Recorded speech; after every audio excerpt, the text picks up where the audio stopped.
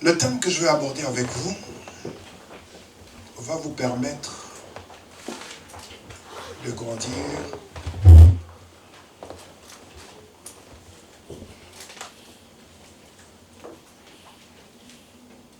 non seulement de grandir, mais d'être autonome.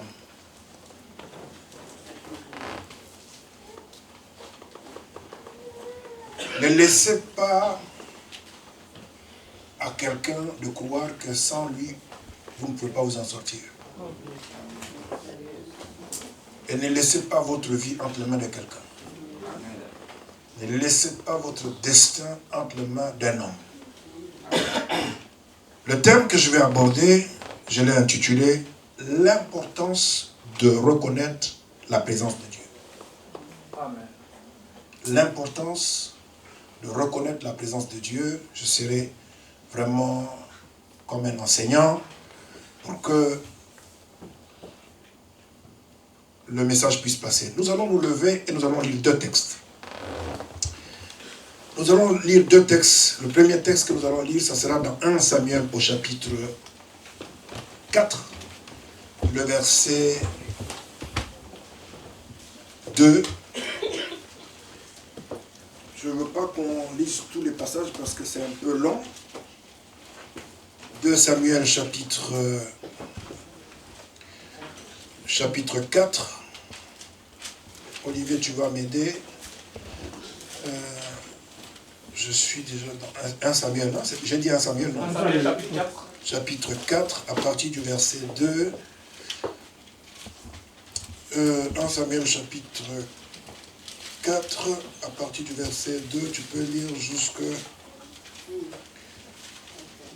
jusqu'au verset 8. Je lis la parole de Dieu dans 1 Samuel chapitre 4, du verset 2 au verset 8. Les Philistins se rangèrent en bataille contre Israël, et le combat s'engagea. Israël fut battu par les Philistins, qui tuèrent sur le champ de bataille environ 4000 hommes. Le peuple rentra au camp, et les anciens d'Israël dirent : pourquoi l'Éternel nous a-t-il laissé battre aujourd'hui par les Philistins? Allons chercher à Silo l'arche de l'alliance de l'Éternel, qu'elle vienne au milieu de nous, et qu'elle nous délivre de la main de nos ennemis. Le peuple envoya des messagers à Silo, d'où l'on apporta l'arche de l'alliance de l'Éternel des armées, qui siège entre les chérubins. Les deux fils d'Élie, Ophni et Phiné, étaient là, avec l'arche de l'alliance de Dieu. Lorsque l'arche de l'alliance de l'Éternel entra dans le camp, tout Israël poussa de grands cris de joie, et la terre en fut ébranlée. Le retentissement de ces cris fut entendu des Philistins, et ils dirent : que signifient ces grands cris qui retentissent dans le camp des Hébreux? Et ils apprirent que l'arche de l'Éternel était arrivée au camp. Les Philistins eurent peur, parce qu'ils crurent que Dieu était venu dans le camp. Malheur à nous, dirent-ils, car il n'en a pas été ainsi jusqu'à présent. Malheur à nous, qui nous délivrera de la main de ces dieux puissants? Ce sont ces dieux qui ont frappé les Égyptiens de toutes sortes de plaies dans le désert. Amen. Amen. Amen. Amen. Le deuxième passage que nous allons lire, c'est dans Marc, au chapitre 5. Marc, chapitre 5, on ne va pas lire tous les chapitres parce que c'est un petit peu long. Marc, chapitre 5, n'est-ce pas? Est-ce que vous avez trouvé? Amen.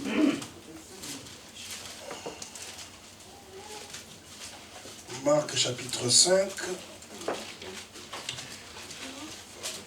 Tu peux lire à partir du premier verset jusqu'au verset 10. Marc chapitre 5, du premier verset au verset 10. Ils arrivèrent sur l'autre bord de la mer, dans le pays des Gadaréniens. Aussitôt que Jésus fut hors de la barque, il vint au-devant de lui un homme, sortant des sépulcres et possédé d'un esprit impur. Cet homme avait sa demeure dans les sépulcres, et personne ne pouvait plus le lier, même avec une chaîne. Car souvent, il avait eu les fers aux pieds et avait été lié de chaînes, mais il avait rompu les chaînes et brisé les fers, et personne n'avait la force de le dompter. Il était sans cesse, nuit et jour, dans les sépulcres et sur les montagnes, criant et se meurtrissant avec des pierres. Ayant vu Jésus de loin, il accourut, se prosterna devant lui et s'écria d'une voix forte : Qu'y a-t-il entre moi et toi, Jésus, fils du Dieu très haut? Je t'en conjure, au nom de Dieu, ne me tourmente pas. Car Jésus lui disait, sors de cet homme, esprit impur. Et il lui demanda, quel est ton nom? Légion est mon nom, lui répondit-il, car nous sommes plusieurs. Et il le priait instamment de ne pas les envoyer hors du pays. Amen. Amen. Amen. Est-ce qu'on peut acclamer la parole de Dieu? Est-ce qu'on peut acclamer la parole de Dieu? Je ne sais pas s'il fait très froid ici à Paris, les gens sont... Que le nom du Seigneur soit béni. Prenez place. L'importance de reconnaître la présence de Dieu, nous venons de lire deux textes, n'est-ce pas? Le premier texte que nous venons de lire, c'est dans 1 Samuel au chapitre 4, à partir du verset 2, je crois, jusqu'au verset 8. Et le deuxième texte, c'est dans Marc au chapitre 5, à partir du premier verset jusqu'au verset 10, si j'ai bonne mémoire. Le sujet que je veux aborder cet après-midi est vaste, mais je veux essayer de mon mieux de partager avec vous ce que j'ai compris sur la réalité de la présence de Dieu. Après tant d'années dans le ministère, ce que j'ai constaté dans le milieu dit église, les gens reconnaissent avec beaucoup de facilité la présence des démons et subissent la manifestation négative de cette présence, mais fort est de constater, malgré tant d'années passées dans l'église, les gens ont du mal à comprendre comment les choses spirituelles se passent. D'où mon intervention sur le sujet. L'importance de reconnaître la présence de Dieu. La question est de savoir quelle est l'importance de reconnaître la présence de Dieu dans sa vie et sur sa vie. Je vais essayer à répondre à cette première question. Quel est l'intérêt, quelle est l'importance de reconnaître la présence de Dieu dans sa vie et sur sa vie? Deuxièmement, pourquoi avons-nous besoin de sa présence dans nos vies? Troisièmement, qu'est-ce que cette présence nous enseigne-t-elle? Quatrièmement, comment maintenir cette présence et la manifester? Est-ce que vous avez noté les questions? Non. Je peux reprendre? Oui. Est-ce que je parle vite? Ah bon? Je reprends. L'importance de reconnaître la présence de Dieu, la question est de savoir quelle est l'importance de reconnaître la présence de Dieu dans sa vie et sur sa vie. Quelle est l'importance de reconnaître la présence de Dieu dans sa vie et sur sa vie? Est-ce que c'est clair? Amen. Deuxièmement, pourquoi avons-nous besoin de sa présence dans nos vies? Troisième question.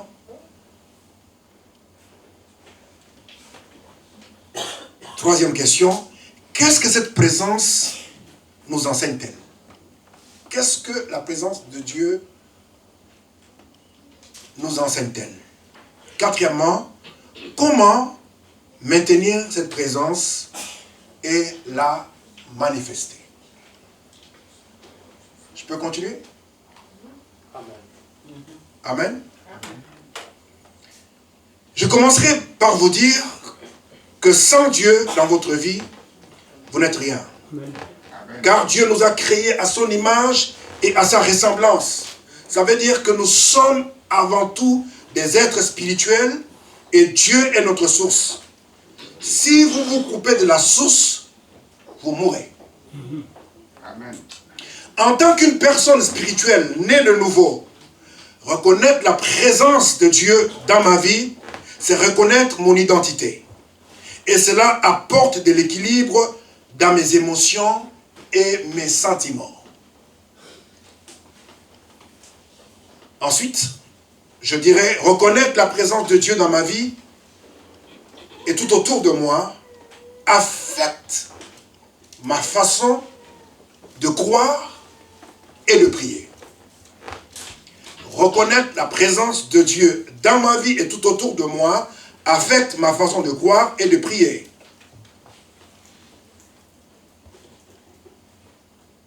Je prends un exemple. En tant que pasteur, il m'arrive d'écouter la prière des autres. Mais je vous assure, si vous écoutez comment les gens prient, les gens qui sont censés connaître et servir Dieu, je vous assure qu'il y a un sérieux problème. En ce qui concerne la reconnaissance de la présence de Dieu, vous remarquerez que les gens, année après année, ils sont toujours en train de donner leur cœur à Dieu. Imaginez que tu es dans une relation avec, tu es un homme, tu es en relation avec une femme, et la femme, chaque jour, elle apprend que tu ne lui as jamais donné ton cœur. Est-ce que cette femme va rester? Je ne pense pas que cette femme va rester. Donc, ce n'est pas normal après tant d'années dans l'église, et on fait toujours la même prière où on donne son cœur à Dieu. Non seulement on donne son cœur à Dieu, mais lorsqu'on entend les gens prier, « Oh, moi, pauvre pécheur !» Moi, je ne suis pas un pauvre pécheur. Amen. Je ne suis pas un pauvre pécheur. Je suis enfant de Dieu. J'ai été racheté, justifié. Et l'Esprit de Dieu rend témoignage à mon esprit que je suis enfant de Dieu. Je ne suis pas un éternel pauvre pécheur. Je l'étais autrefois. Mais lorsque Christ est rentré dans ma vie, il a radicalement changé ma vie. Amen. Amen.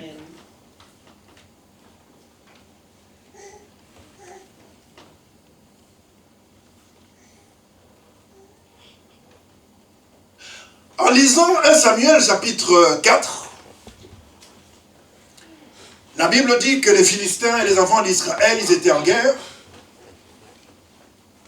Ils ont engagé la bataille. Et sur les champs de bataille, Israël va perdre 4000 hommes. 4000. Et les peuples, il y a un groupe de personnes qui vont prendre fuite et qui vont aller dans la ville. Ils vont se dire, mais comment Dieu nous a abandonnés? Comment Dieu a permis qu'on puisse perdre la bataille? Comment Dieu nous a laissé tomber? Comment Dieu a permis que nos ennemis remportent la victoire sur nous? Ils ont réalisé une chose, que l'arche de l'Éternel n'était pas au milieu d'eux. Et ils ont dit, allons à Silo, allons chercher l'arche de l'Éternel et ramenons l'arche de l'Éternel, comme ça Dieu sera au milieu de nous et nous allons battre nos ennemis. La Bible dit, ils sont partis chercher l'arche de l'Éternel, ils ont amené l'arche sur laquelle se trouvaient les chérubins. Et la Bible dit, Dieu est assis, il est assis sur les chérubins. Malgré, lorsque l'arche est arrivée dans le camp, la Bible dit, ils poussèrent un grand cri, même la terre trembla. Amen. Et dans le camp de l'ennemi, dans le camp des Philistins, ils ont entendu les bruits. Ils ont dit, qu'est-ce qui se passe? Et quelqu'un se lève et dit, quand vous entendez les enfants d'Israël crier comme ça, c'est que l'arche de l'alliance est parmi eux. L'arche de l'alliance symbolise la présence de Dieu. Et si Dieu est parmi eux, ils vont nous battre. Alors, ils se crièrent en disant, qui nous délivrera? Qui viendra à notre secours? C'est Dieu puissant et glorieux. Autrefois, nous avons entendu ce que ce Dieu a fait, comment il a jugé les faux dieux en Égypte et comment il a exterminé Pharaon et toute son armée. Qui nous délivrera?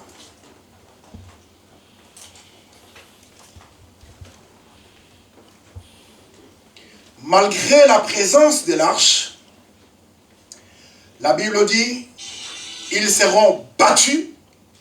Non seulement ils seront battus, même l'arche va être ramenée chez les Philistins. Il y aura un rescapé qui va courir et il va annoncer au sacrificateur Élie ce qui était arrivé.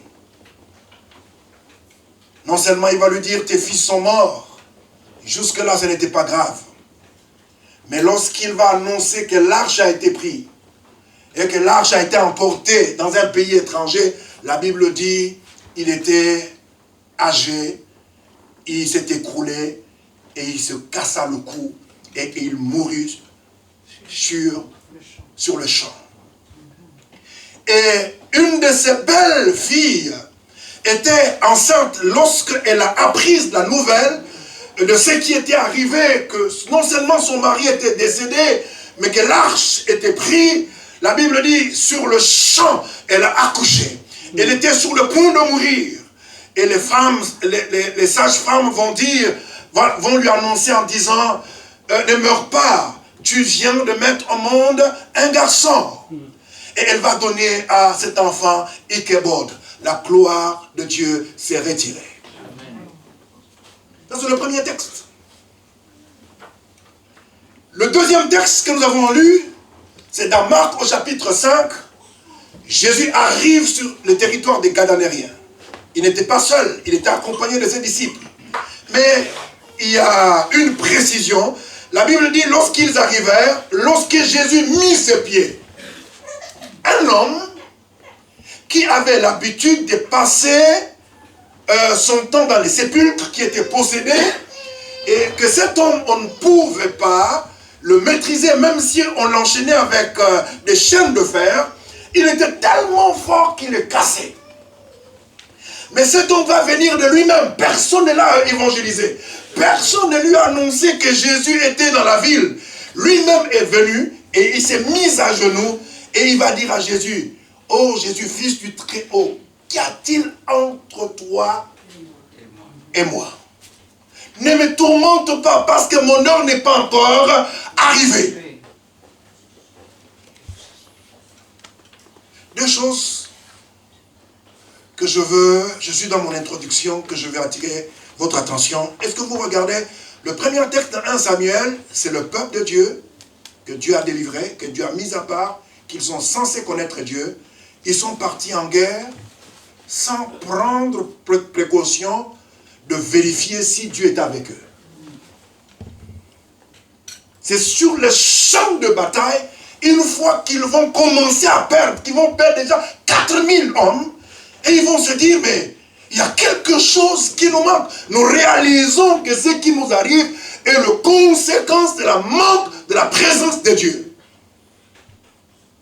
Faisons tout pour ramener l'arche. Si Dieu est avec nous, ce n'est pas nous qui allons combattre, mais c'est Dieu qui va combattre à notre place. Amen.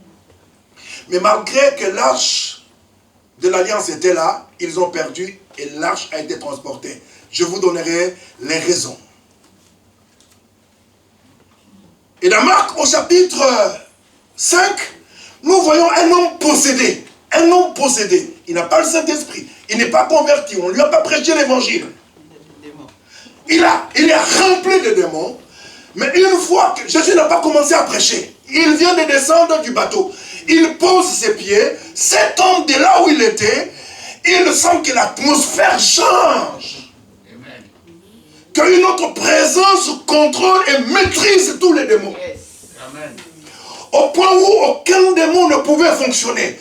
Au point où les démons vont venir d'eux-mêmes reconnaître qui était Jésus, se mettre à genoux et ils vont dire à Jésus, nous t'en supplions, ne nous chasse pas de ce territoire. Regarde le pourceau, ordonne.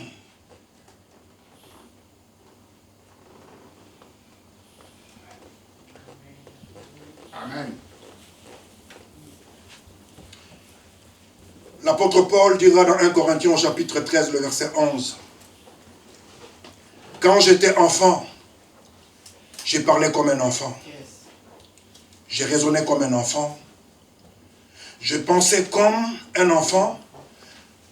Mais lorsque je suis devenu homme, je me suis défait de tout ce qui tenait de l'enfance. Le temps que nous vivons, chacun de vous doit connaître Dieu personnellement. Amen. Chacun de vous doit être en mesure de reconnaître que Dieu est avec lui. Amen. Que vous veniez à l'église, que vous ne venez pas à l'église. Il y a des choses que j'ai apprises et que j'ai décidé de développer dans ma vie et plus personne ne pourra contrôler ma vie. Plus personne.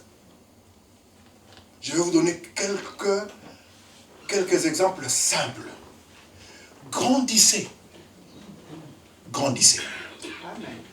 Ne réfléchissez pas comme des enfants. Ne parlez pas comme des gens qui ne connaissent pas Dieu. On n'a pas besoin de vous forcer pour venir à l'église.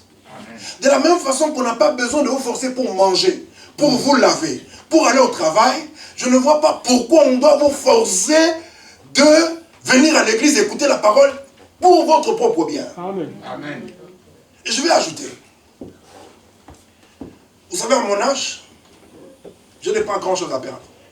Ça va faire plus de 40 ans que je suis dans le ministère. Et là, je suis en train de me préparer pour rentrer dans la gloire. Aux enfants, je leur parle sans porter des gants. Autrefois, je pouvais parler aux gens en portant des gants parce que j'avais peur de perdre les gens. Mais au point où je suis arrivé, je n'ai peur de personne. Amen. Mes amis, venir à l'église, c'est une grâce. Amen. Amen. C'est une grâce. Les musulmans nous dépassent de loin. C'est des gens disciplinés. Les musulmans prient 5 fois par jour. Vous êtes en pleine réunion. Quand c'est l'heure de la prière, peu importe ce que vous êtes en train de raconter, même si vous parlez de milliards, ils vont vous dire que c'est l'heure de la prière, on va s'arrêter, on va les prier. Et ils ne prient pas longtemps.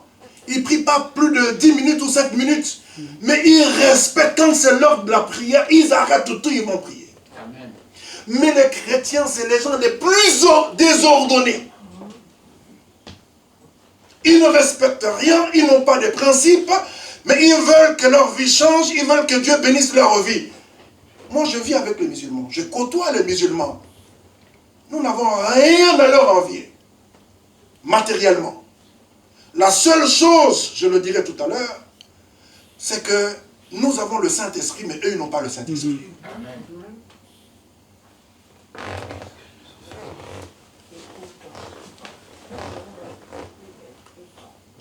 Je vais vous poser une question. Quand quelqu'un dit, je vais chercher la face de Dieu. Je vais chercher la face de Dieu, et pendant 7 ans, je ne vais pas venir à l'église. Ça veut dire quoi? Il faut arrêter les conneries. D'accord? Quand vous dites que vous vous retirez pour prier, ça veut dire que vous vous retirez de tout. Vous vous retirez quelque part où vous n'êtes plus en contact avec votre femme, vous n'êtes plus en contact avec votre mari, vous n'êtes plus en contact avec le lieu de travail. Vous vous retirez parce que vous allez chercher la face de Dieu. Même quand vous êtes en retraite et que vous êtes dans une zone où vous pouvez aller dans une église, écouter la parole, parce que quand on va à l'église, on ne va pas pour un pasteur, pour un prophète, on va pour écouter la parole de Dieu. Amen. Pourquoi? Parce que quand on se retire, qu'est-ce qu'on cherche? On cherche à ce que Dieu nous parle. Dieu nous parle tantôt d'une manière, tantôt d'une autre. Tu peux être seul et Dieu te parle et tu ne comprends pas. Et tu sors, tu rencontres ou tu vas dans une église, Dieu te parle. Mais je me posais tant de questions, mais le prédicateur, on dirait que le prédicateur me connaissait. Amen. Amen. Amen. Au fait, le prédicateur est inspiré par le Saint-Esprit qui répond à tes problèmes. Amen. Mais comment tu peux dire, je ne veux pas aller à l'église, mais tu ne quittes pas ta maison, tu ne quittes pas ta femme, tu ne quittes pas le lieu conjugal, chaque jour tu couches avec ta femme ou ton mari, et vous avez les mêmes habitudes, et vous dites, nous, quand il s'agit d'aller au travail, vous allez au travail, mais quand il s'agit de venir à l'église, non, je ne peux pas venir à l'église parce que je suis en retraite. Vous vous moquez de qui? Amen. Amen. Dis à ton voisin, l'église ne sera jamais un problème pour quelqu'un. Amen. Amen. Jésus marchait avec ses disciples. À un moment donné, il s'arrête. Il dit, que dites-vous que je suis? Tout le monde dit, Élie, tel prophète. Dieu va faire grâce à Pierre et il va dire, tu es le fils du Très-Haut. Jésus va dire, Simon, fils de Jonas, tu es heureux. Parce que ce n'est ni la chair ni le sang qui t'a révélé, mais c'est mon Père qui est dans les cieux. Sur cette révélation que tu as de ma personne, je bâtirai mon église. L'église, c'est quelque chose de mystérieux, de mystique. On ne joue pas avec l'église. C'est parce que vous ne comprenez pas. Quand on s'est réunis comme ça, ce qui se passe et ce que Dieu est capable de faire. En réalité, je disais à ma femme, nous avons fait de l'église de distributeurs, de guérison, de mariage. Et au lieu de prêcher l'évangile, les gens ne connaissent pas Dieu. Et ils veulent s'enorgueillir, faire croire qu'ils connaissent Dieu, mais en réalité, ils ne connaissent pas Dieu. C'est pour ça que je dis, il est important de revenir à l'essentiel.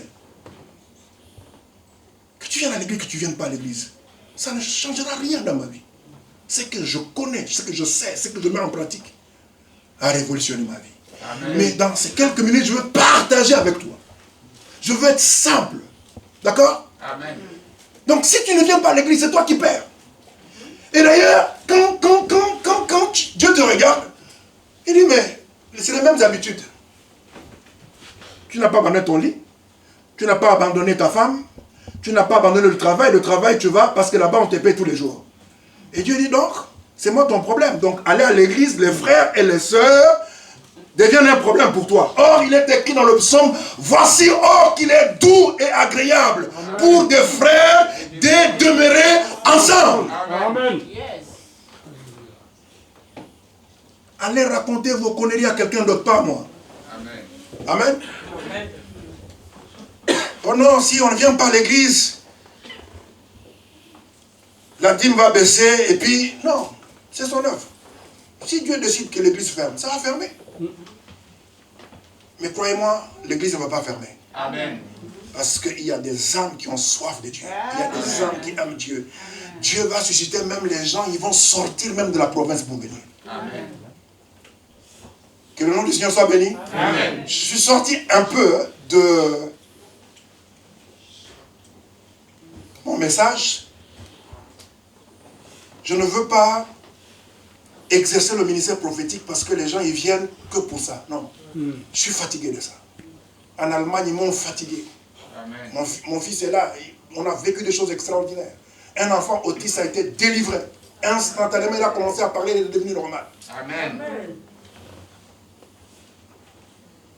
Et je peux dire à Dieu, mais pourquoi tu oublies le mien? J'ai donné des prophéties, ça peut plus de 25 ans, toutes ces prophéties se sont réalisées. Sur les 10 sujets que le pasteur et son église ont prié, 9,5 ont été exaucés. Amen.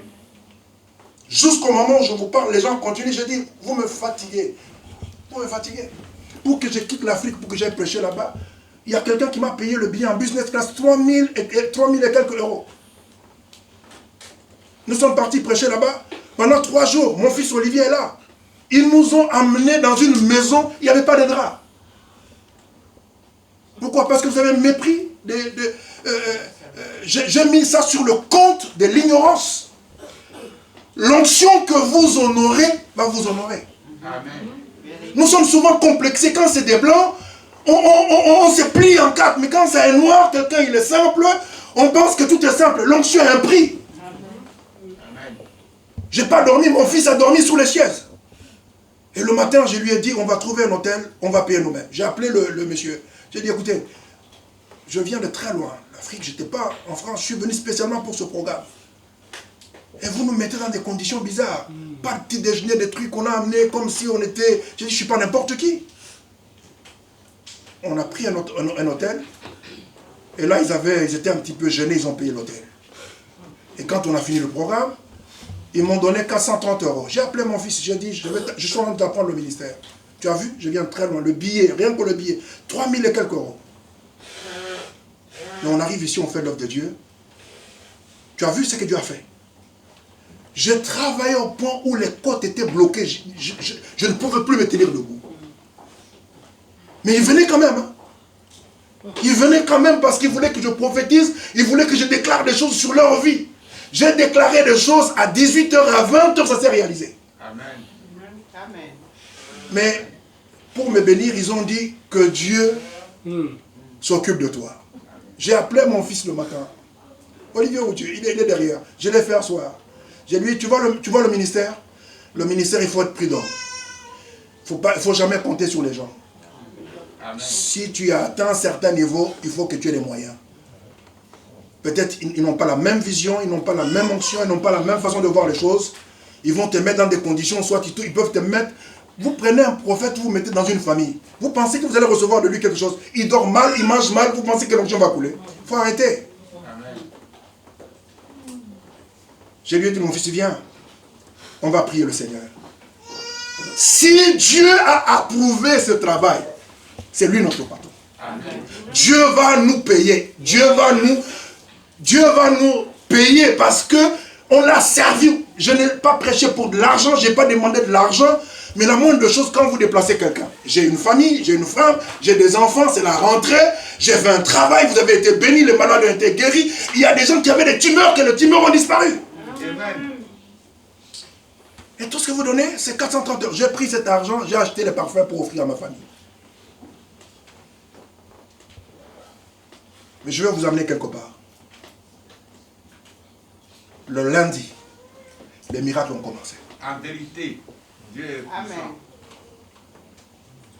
Je donne ce témoignage pour encourager mon fils Olivier. Ne demande jamais un cachet. Quand on t'invite, quand tu demandes un cachet, tu te limites. Les gens sont tellement méchants. Ils ne pensent qu'à eux, à sucer l'homme de Dieu, la femme de Dieu, l'onction, mais en retour, les gens ne savent pas donner. Mais Dieu est fidèle. Amen. Je dis Dieu est fidèle. Amen. Je dis Dieu est fidèle. Amen. Amen. Amen. Je vais vous donner un témoignage tout à l'heure, mais laissez-moi continuer dans mon message. Dieu est fidèle. Ces gens continuent à m'appeler. Hey, on a tel problème. Je dis, allez voir votre pasteur. Moi, j'ai mes brebis. Je dois aller régler aussi les problèmes de mes brebis à l'église.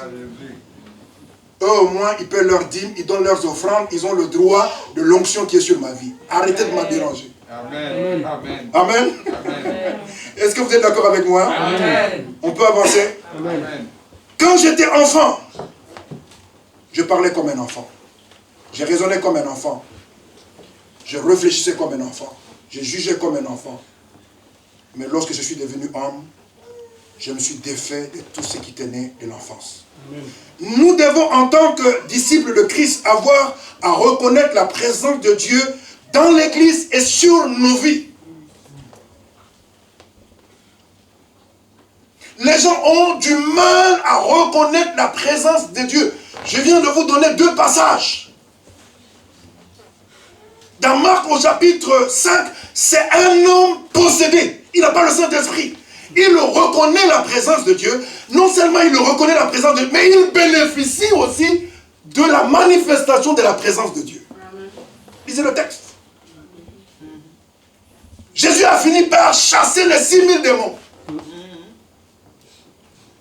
Et les gens qui paissaient ce troupeau, ils sont allés raconter dans la ville. Les gens sont venus et ils ont trouvé cet homme à côté de Jésus ayant tout son bon sens.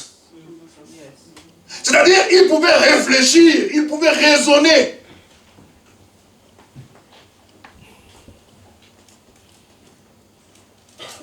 Comment attire-t-on la présence de Dieu dans sa vie? Premier point.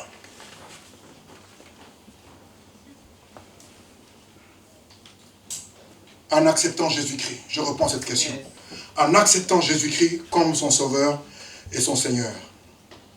Dans Jean chapitre 14, le verset 6, Jésus dit, « Le chemin, répondit Jésus, c'est moi.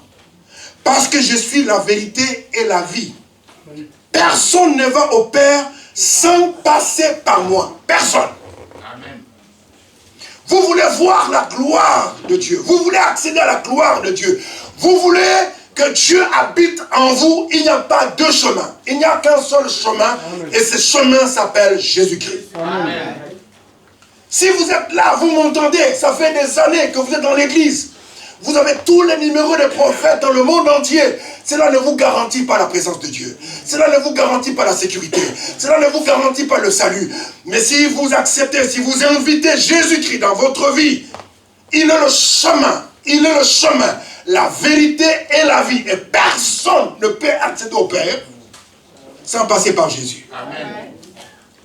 Deuxièmement, le signe qui nous différencie des autres religions, c'est que nous avons le Saint-Esprit.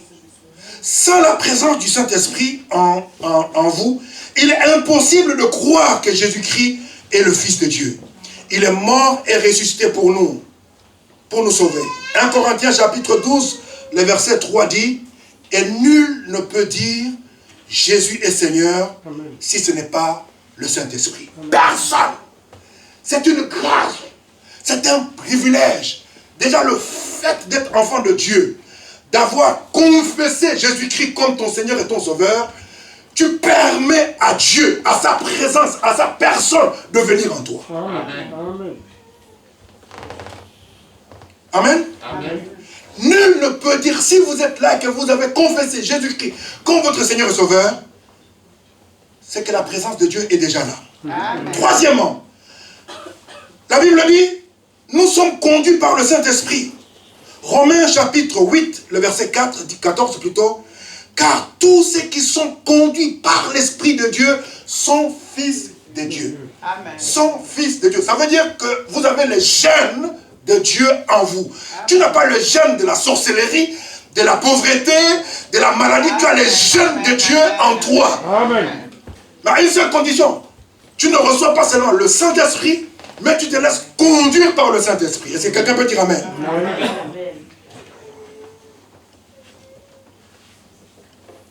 Non seulement nous nous laissons conduire par le Saint-Esprit, mais nous avons aussi le témoignage du Saint-Esprit. Je n'ai pas besoin qu'on prophétise sur moi.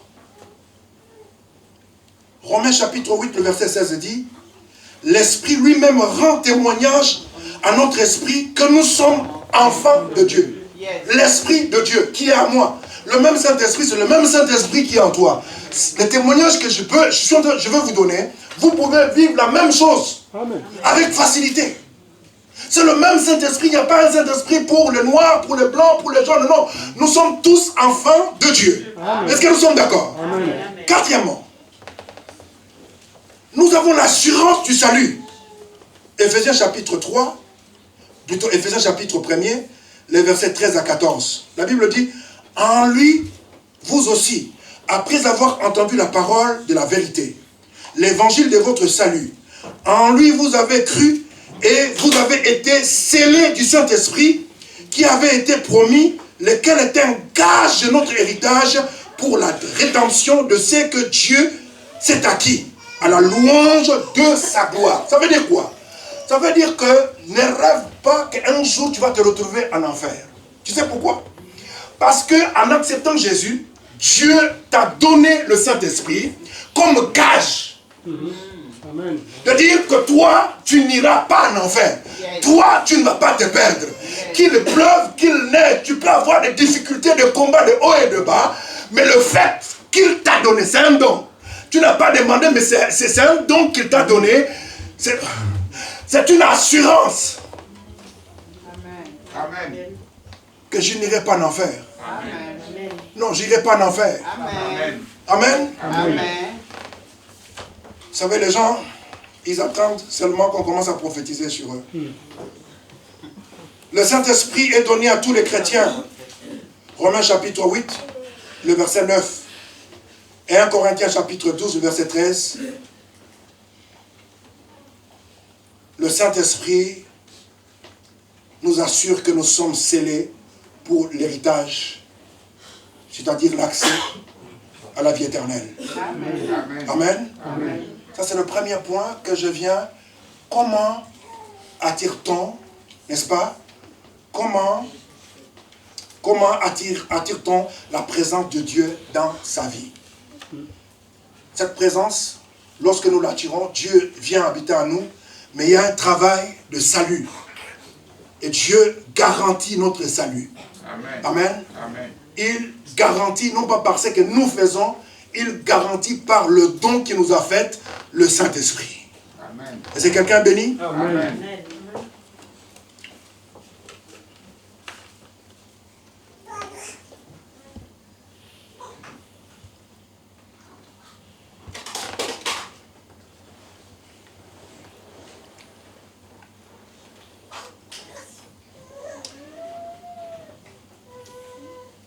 Je peux continuer?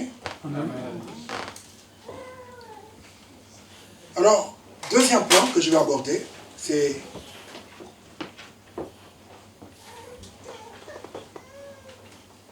qu'est-ce que la présence de Dieu nous enseigne?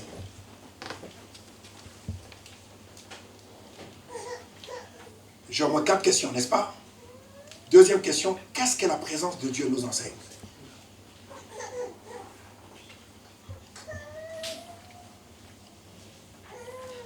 Ganta, la présence de Dieu nous révèle 2 choses.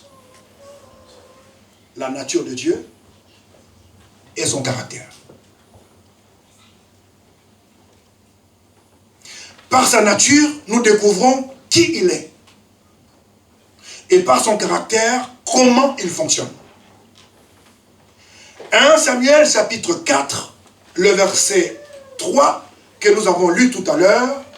Les enfants d'Israël, ils sont en guerre et ils décident de faire venir l'arche de l'Alliance, pensant que l'arche de l'Alliance allait les délivrer. Mais ils sont surpris, malgré la présence de l'arche de l'Alliance parmi eux, ils ont été battus et ils étaient obligés de fuir. Qu'est-ce qui s'est passé?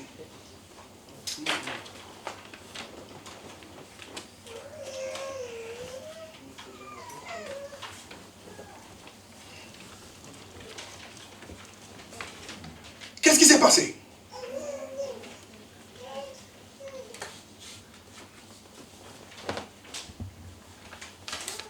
Mes amis, Dieu, il faut le connaître. Lorsqu'on parle de la présence de Dieu, tout de suite les gens, ils voient l'onction. Ils veulent bénéficier de l'onction, de la guérison, des délivrances, de ceci et cela. Mais lorsqu'on parle de la présence de Dieu, la présence de Dieu nous révèle la nature et le caractère de Dieu. Amen. Quand vous savez qui est Dieu et comment il fonctionne, vous allez travailler avec beaucoup de facilité dans le ministère ou dans l'onction. Mais ce clavier que mon fils a acheté, quand il a acheté, on ne lui a pas seulement remis le clavier, on lui a remis le mode d'emploi. Le mode d'emploi lui permet de connaître la valeur et comment utiliser au maximum ce piano. Mais s'il ne prend pas le soin de lire le mode d'emploi, il va utiliser le piano, mais pas au maximum. Amen. Le problème, ce n'est pas d'avoir le clavier, mais il faut savoir gérer le clavier. Donc les gens veulent le bénéfice, mais ils ne veulent pas comprendre comment les choses fonctionnent. C'est pour ça que nous passons beaucoup de temps. Et on commence à culpabiliser, on commence à avoir peur, on commence à dire c'est l'autre qui est incapable. Non, je ne suis pas responsable de ton malheur. Amen. J'ai sauté un point sur lequel je vais revenir. Ils ont amené l'arche, mais Dieu s'est senti limité. Dieu ne pouvait pas intervenir. Pourquoi? Parce que dans sa nature, Dieu est saint. Amen. Et qu'il y avait le péché au milieu de son peuple, et ce péché l'a empêché d'agir. Conformément à Ésaïe chapitre 59, le verset 1er, qui dit « Non, la main de l'Éternel n'est pas trop courte, ni son oreille trop dure pour entendre, mais ce sont vos crimes et vos péchés qui mettent une séparation entre vous et moi. » Dieu était là, mais il ne pouvait pas agir en leur faveur à cause de sa nature. Il ne peut pas se renier. Il ne peut pas violer sa parole. Oh, alléluia. Amen, amen, Vous pouvez donner autant d'argent à un prophète, corrompre les hommes de Dieu comme vous voulez. Mais si vous marchez dans le péché, l'onction peut être là. Les gens peuvent prophétiser jusqu'à vous donner le couleur de vos sous-vêtements. Donnez vos numéros de compte. Citez le nom de vos grands-pères et des arrière-grands-parents qui sont décédés.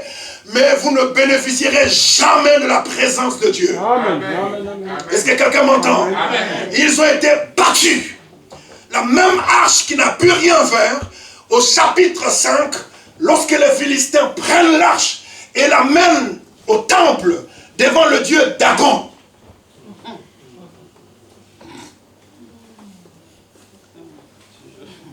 Vous voulez qu'on lise? La Bible dit qu'ils ont trouvé, le premier jour, la face contre terre. Ils ont relevé leur Dieu. Ils ont laissé l'arche à côté. Quand ils sont revenus le lendemain, cette fois-ci, ils ont trouvé le cou cassé, les bras cassés. Et ils ont dit, enlevez l'arche. Enlevez la présence de Dieu. Tu as besoin de connaître Dieu. Tu as besoin d'avoir Dieu avec toi. Tu as besoin de développer la présence de Dieu. Ne cours pas de gauche à droite. Tu dois connaître qui est Dieu, comment il fonctionne, quelle est sa nature, quel est son caractère. Si tu sais qui il est, comment il fonctionne, tu vas fonctionner avec beaucoup de facilité. Tu ne vas pas marcher en tâtonnant. L'apôtre Paul dit, quand j'étais un enfant, je parlais, je réfléchissais comme un enfant. Mais maintenant, j'ai compris comment les choses fonctionnent. La présence de Dieu nous révèle deux choses, la nature de Dieu et son caractère. Mais, 1 Samuel chapitre 5, versets 1 à 4, j'aimerais que tu lises ce passage quand même.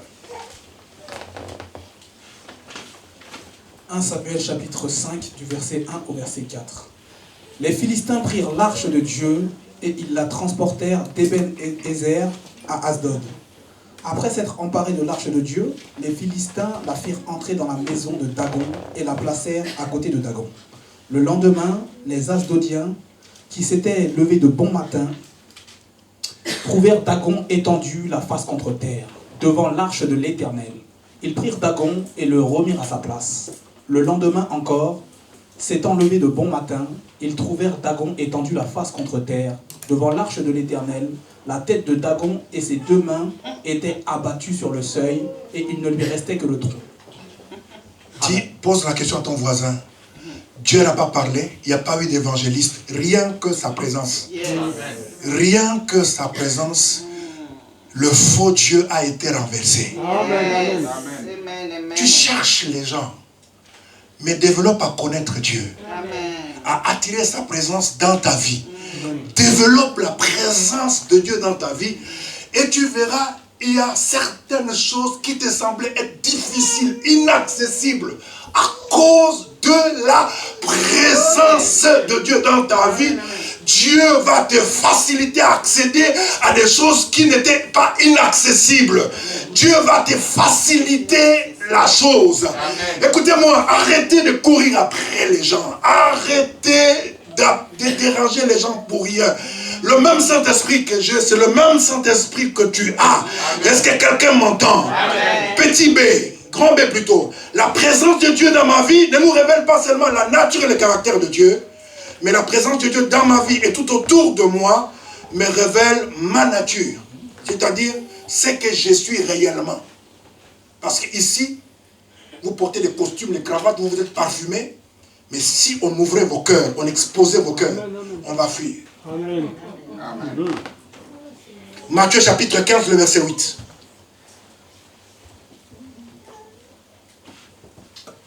Matthieu chapitre 15, verset 8. Ce peuple m'honore des lèvres, mais son cœur est éloigné de moi. Amen. Qui parle? C'est moi ou Dieu? Dieu, lui, quand vous priez, lui, il regarde au cœur. Il est le seul qui regarde au cœur. Il dit, ce peuple m'honore des lèvres seulement, mais leur cœur est éloigné de moi. Il dit, il n'a qu'à arrêter. Est-ce que vous savez que je n'ai pas dormi toute la nuit pour travailler, pour que je vous donne ces messages? Ésaïe chapitre 29, le verset 13.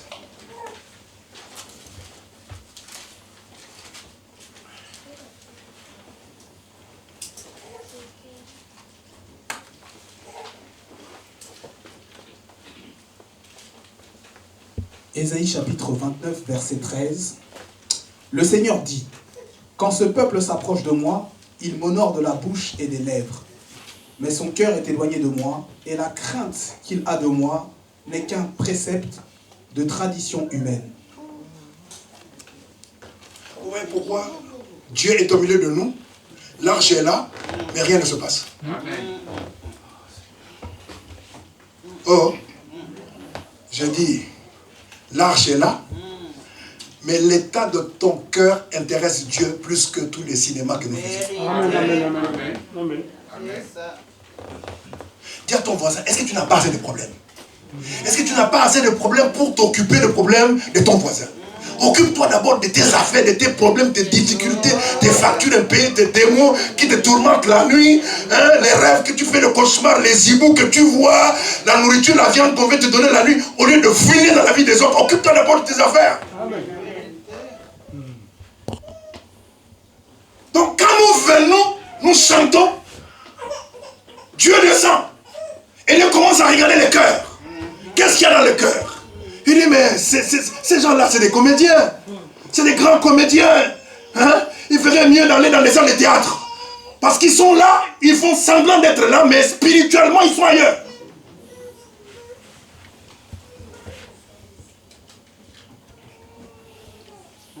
Je peux continuer? Amen. Ce que nous sommes censés connaître, ce que tu dois connaître, lorsqu'on parle de la présence de Dieu. Amen. Dieu est esprit. Amen. Et il nous a créés à son image et à sa ressemblance. Par ton esprit, tu peux entrer en contact avec l'esprit de Dieu. Amen. Et le lien entre l'esprit de Dieu et ton esprit, c'est le Saint-Esprit. Non seulement Dieu est esprit, mais il est omniprésent. C'est-à-dire qu'il est présent partout au même moment. Toute la plénitude de Dieu est partout présent en même temps. Au moment où je suis sur 3 rues de la tombe Histoire, dans le 14e arrondissement, au Japon, quelqu'un est en train de l'invoquer et Dieu, il est là pleinement dans toute sa totalité. Alléluia. Tu dois être conscient que nous ne parlons pas d'un petit Dieu qui est dans ton village, ou non, nous parlons d'un grand Dieu qui peut être partout au même moment. Amen. Bien que Dieu soit présent en tout lieu, il y a des degrés de manifestation de sa présence. Nous sommes tous pasteurs, mais nous n'avons pas tous les mêmes grâces et nous ne fonctionnons pas tous sous la même onction. Amen. D'accord? Amen. Mais le diable, lui, il ne peut pas être au même moment partout. C'est pour ça que le diable est bien organisé. Dans cette ruelle, il doit avoir un sorcier. Ça peut être même un blanc, mais un sorcier ou un sataniste. Son travail, c'est de dire à tel numéro, il y a telle personne qui rentre et qui sort. Voilà, il a tel problème, telle difficulté. Il fait le rapport. Le diable est bien organisé. C'est pour ça que dans le royaume de Satan, la division n'existe pas. Il n'y a que dans le royaume de Dieu. Non seulement il est omniprésent, il est omniscient. Il sait tout. 1 Roi chapitre 8, le verset 39, notez seulement. Psaume 139, le verset 4. Dieu sait tout. Il connaît le nombre de tes cheveux. Il sait ce que tu as dit, ce que tu as fait. Il sait tout. Et personne ne peut lui mentir. Non seulement il est omniscient, Dieu est omnipotent. Il peut tout. Marc chapitre 9, verset 22 à 24. La Bible nous dit, on a amené un enfant qui était possédé. Et ce papa va demander aux disciples de chasser les démons. La Bible dit, ils n'ont pas pu chasser les démons. Et lorsque Jésus arrive, il trouve une foule, les gens en train de discuter, et leur pose la question, sur quoi êtes-vous en train de discuter? Quelqu'un de la foule répond, il dit, j'ai amené un enfant, depuis son enfance, il est possédé par un esprit, et de temps en temps, l'esprit le jette dans le feu, et pour le tuer, et je demandais à tes disciples de chasser les démons, mais ils n'ont pas pu. Jésus a dit, race incrédule, jusqu'à quand je serai avec vous? Et voyant que les gens, il y avait un mouvement, Jésus va faire quoi? Il va chasser l'esprit. Mon fils, est-ce qu'en Allemagne, on n'a pas chassé les démons avec facilité? Pourquoi ici c'est difficile?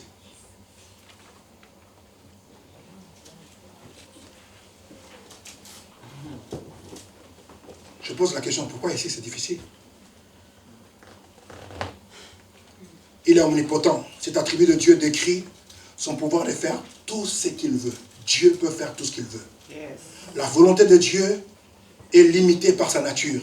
Il ne peut pas faire ce qui est contraire à sa nature parfaite. Vous avez vu, on a amené l'arche. Dieu, avant d'agir, il a regardé, est-ce qu'il y a le péché parmi le peuple? Et surtout, le péché caché. Et le fils du sacrificateur, Élie, pensait que Dieu ne le voyait pas. Mais Dieu voit tout. Amen. Dieu sait tout. Et Dieu s'est senti limité. Ils ont dit, mais l'arche est là, on a crié, même la terre a tremblé. Et quelqu'un parmi les Philistins a dit, ah, malgré l'arche, si ces gens-là vivent dans le péché, attaquons-les. Ils ont osé, ils les ont tués, ils ont pris l'arche. Dis à ton voisin, fuis tout ce qui peut te priver de la présence de Dieu. Amen.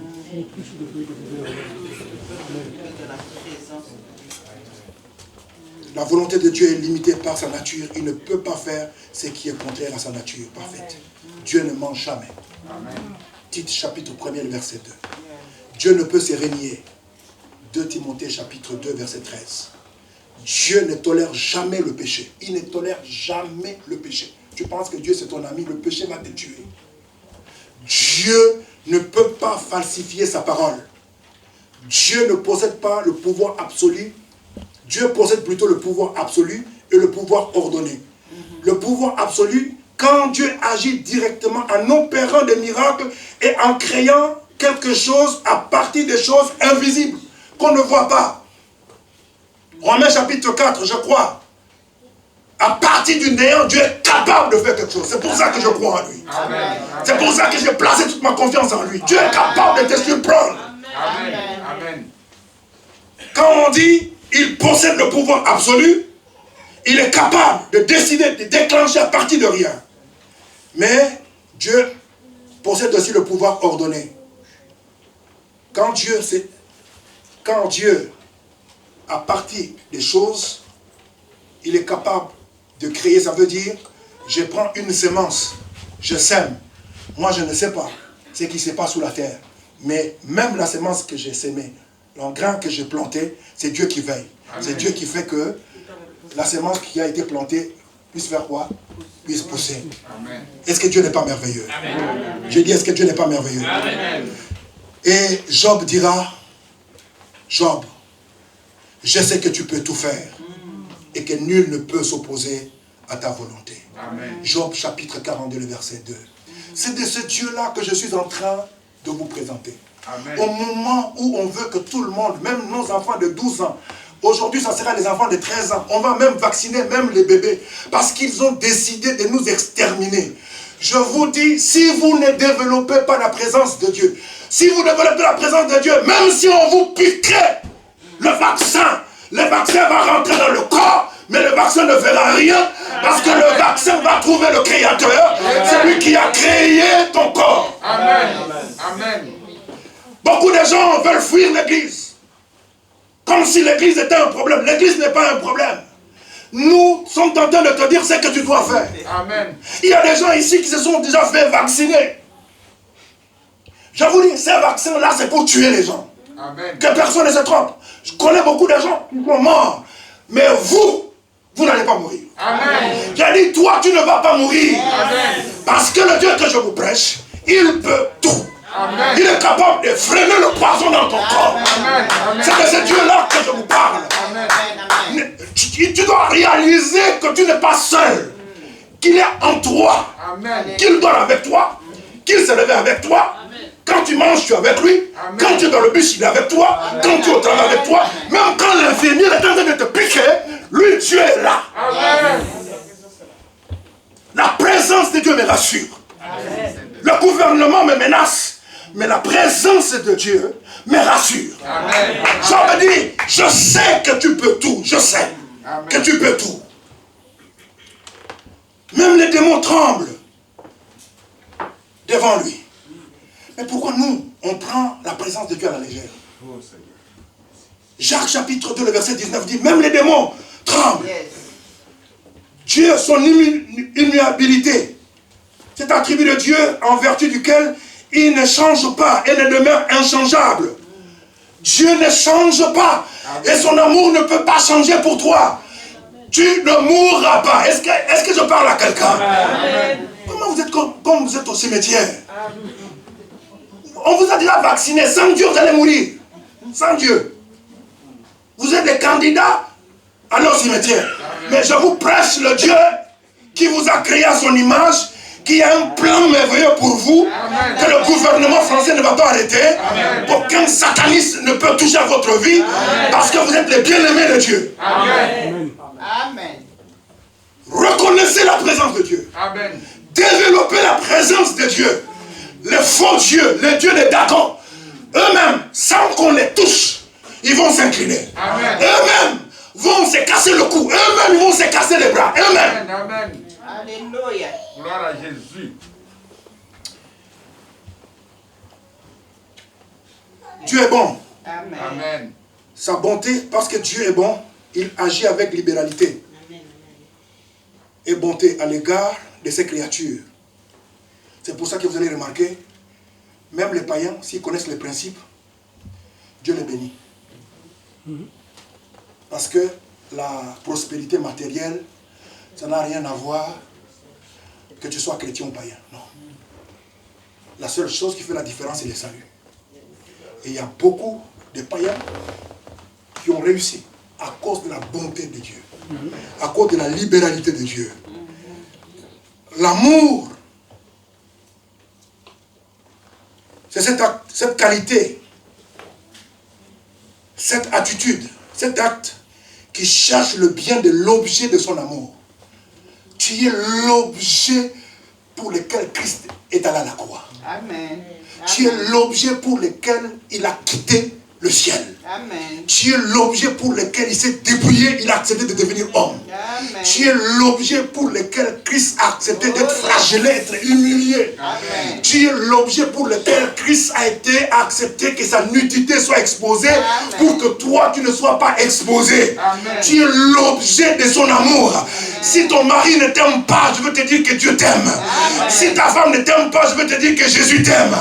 Si la société ne croit pas en toi, je veux te dire que Dieu croit en toi. Si Dieu ne croyait pas en toi, Jésus ne serait pas allé à la croix pour toi. Tu as de la valeur aux yeux de Dieu. C'est pour ça que je dis que la présence de Dieu sera réelle et permanente dans ta vie. Amen. Ouh.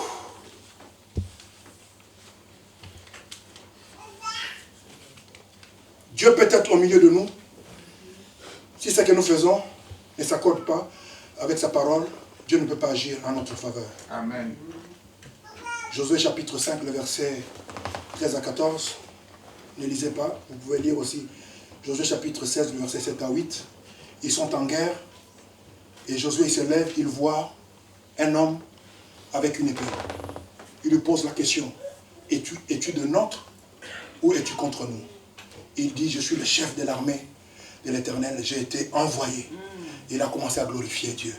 Ça veut dire que si vous vivez dans le péché, Dieu est là, mais vous l'empêchez de vous bénir. Vous l'empêchez de vous protéger. Quittez le péché. Dieu est partout. Dieu sait tout. Dieu voit tout. Et Dieu est capable de tout faire. Amen. Est-ce que quelqu'un m'entend? Non, la main de l'Éternel n'est pas trop courte. Trop courte. Trop courte. Je suis en train de terminer. Vous et moi, nous avons besoin de la gloire de Dieu, de la présence de Dieu dans nos vies, dans nos maisons, dans nos affaires, dans nos projets. La vie n'est pas facile. Amen. En commençant par ta propre famille, les gens ne voudront pas que tu puisses t'en sortir. Tes amis ne voudront pas que tu aies la promotion. Tu es entouré des gens que tu ne connais pas et qui ne veulent pas que tu prospères. La vie, c'est un perpétuel combat. Il y a des combats qui sont physiques et il y a des combats qui sont invisibles. Ce n'est pas parce que c'est invisible que ça n'existe pas. tu dois être conscient que tu déranges. Amen. Tu déranges les gens qui te voient prospérer. Tu déranges le monde spirituel. Tu es un danger pour ceux qui n'aiment pas Dieu. Tu es un grand danger. Ta vie est en perpétuel combat. Tu dois être conscient. Si tu es conscient, la première des choses que tu dois faire, c'est de ne pas être conscient de démons, de tes ennemis. C'est d'abord la présence de Dieu. Amen. Et développer cette présence, c'est ce qui va te permettre de t'en sortir. Amen. Lorsque nous parlons de la présence de Dieu, nous ne devons pas penser d'abord aux miracles, bénédictions, guérisons, mais d'abord à la nature et au caractère de Dieu.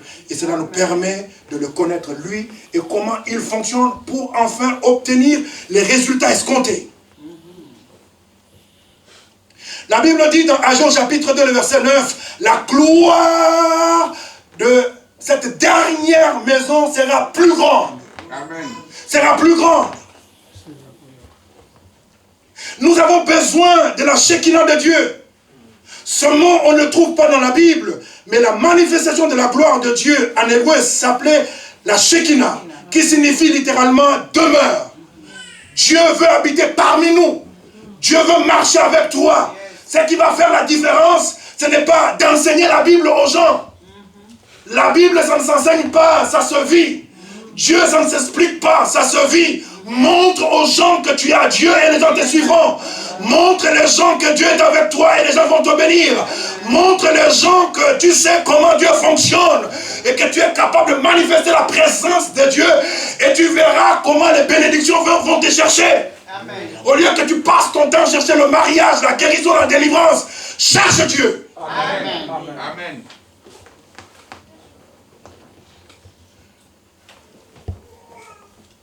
Je suis en train de finir. Comment maintenir cette présence? Ce dernier point. Comment maintenir cette présence de Dieu et comment la manifester?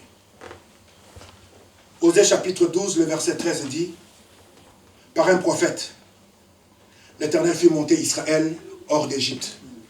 Et par un prophète, Israël fut gardé. Dis à ton voisin, Dieu n'a pas besoin de 1000 personnes. Il a besoin seulement d'une seule personne. Par un prophète, Dieu a délivré Israël de l'Égypte. Par un prophète, Dieu a protégé Israël. Par toi, la présence de Dieu dans ta vie, sur ta vie, peut être une couverture pour toute ta famille. Amen. La présence de Dieu sur ta vie peut être une couverture pour un pays. C'est-à-dire, tant que tu es en France, le virus de coronavirus ne peut pas rentrer en France à cause de toi. Corona, regarde, sur le territoire français, il y a un homme dans lequel réside l'arche de l'Alliance. À cause de cette personne, Corona veut rentrer, la présence de Dieu s'y oppose. Amen.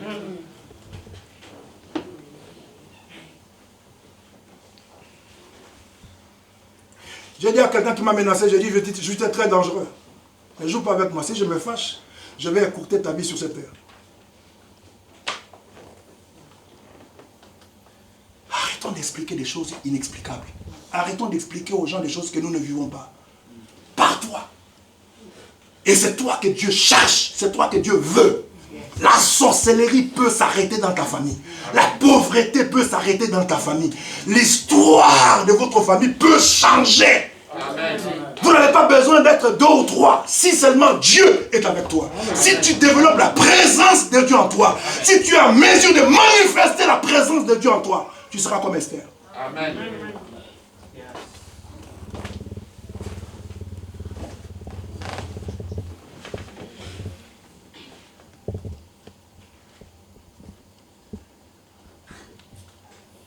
La présence de Dieu est sur vous, peut-être une couverture, n'est-ce pas? Pour plusieurs personnes. Un seul homme, une seule femme. Tu peux devenir un dépôt de la gloire de Dieu sur terre. Je vais vous amener à expérimenter la présence de Dieu. Oubliez tout ce que j'ai raconté. Notez ce que je veux dire. La première des choses, si vous voulez maintenir la présence de Dieu dans votre vie, je vais vous amener à expérimenter la présence de Dieu. La première clé pour maintenir la manifestation de la présence de Dieu et la connaissance. La connaissance. Ce n'est pas la prière. Habakkuk chapitre 2, verset 14. Supportez-moi. Je suis de retour. Je vais vous annoncer quelque chose après. Chapitre 2, verset 14. Habakkuk chapitre 2, verset 14. Car la terre sera remplie de la connaissance de la gloire de l'Éternel, comme le fond de la mer par les eaux qui le couvrent. Amen. Amen. Quelle profondeur. Ça veut dire, celui qui a la connaissance est en mesure de regarder le fond de la mer et de voir le caillou qui est au fond là. Amen. Mais ce qui va te permettre d'être un aigle pour voir, c'est la connaissance. Amen. La connaissance va t'élever. La connaissance va te distinguer. Amen. La connaissance va te qualifier. Amen. La connaissance. Amen. Ne lisez pas seulement la Bible, mais méditez la Bible. Amen. Soyez expert dans votre domaine. Soyez expert, professionnel et excellent. Amen. Amen. Amen.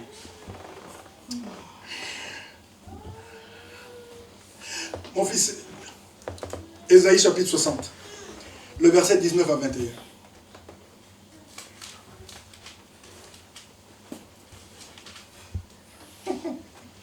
Ésaïe chapitre 60 du verset 19 au verset 21. Ce ne sera plus le soleil qui te servira de lumière pendant le Tu jour. deviens surnaturel sur la terre des hommes. Tu deviens surnaturel. Tu es sur la terre des hommes. Le soleil sort, mais Dieu dit pour toi, à cause de sa présence. Lis la parole. Ni la lune Ni la lune qui t'éclairera qui t'éclairera de sa lueur. de sa lueur. Mais l'Éternel Mais l'Éternel sera ta lumière sera ta lumière à toujours. à toujours. Amen. Ton Dieu Ton Dieu sera ta gloire. sera ta gloire. Ton soleil Ton soleil ne se couchera plus ne se couchera plus et ta lune et ta lune ne s'obscurcira plus. Car l'Éternel sera ta lumière à toujours. Et les jours de ton deuil seront passés. Amen. Il n'y aura plus que des justes parmi ton peuple. Ils posséderont à toujours le pays. C'est le rejeton que j'ai planté, l'œuvre de mes mains, pour servir à ma gloire. Amen. Il faudrait, avant de mourir, hein, il faut faire un petit tour en Corée du Sud pour voir ce que Dieu a fait avec un homme appelé Yongisho. Il faut faire un petit tour au Nigeria pour voir quelqu'un qui a acheté comme la ville de Paris.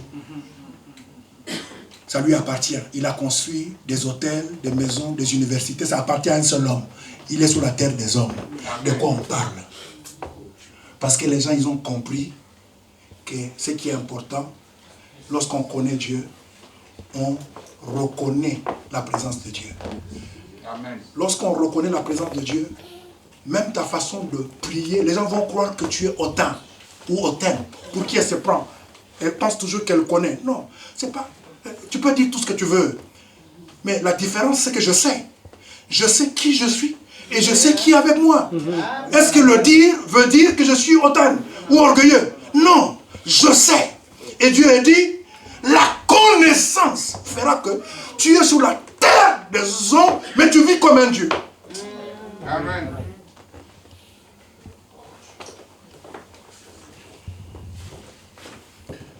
Je n'ai pas copié le message de quelqu'un sur Internet pour venir vous prêcher. Hein.